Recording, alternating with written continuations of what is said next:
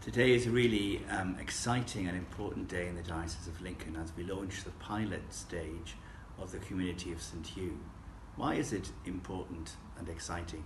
Because we know that we are asking God to bless and renew the life of this diocese. And we know that such refreshment and renewal that we're seeking God to give the diocese will only come about if it's undergirded by a committed life of prayer.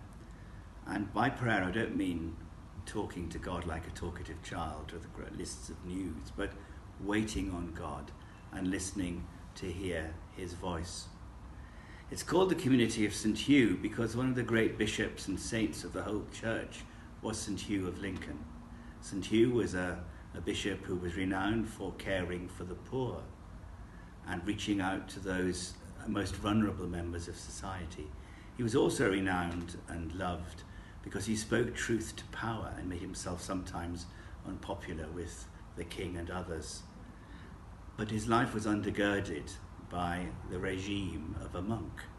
His life was energized and motivated by a committed life of prayer and worship. I think we are called in our generation to care for the poor. We are called sometimes to speak truth to power, speak out for justice and peace in our part of England. And that will only happen if we do what St Hugh did, which is undergird our life with a life of prayer through worship and time set aside regularly for being with God and listening for his voice in the scriptures, listening for his voice in the needs of the people we meet, listening for his voice in the needs of the world that we live in.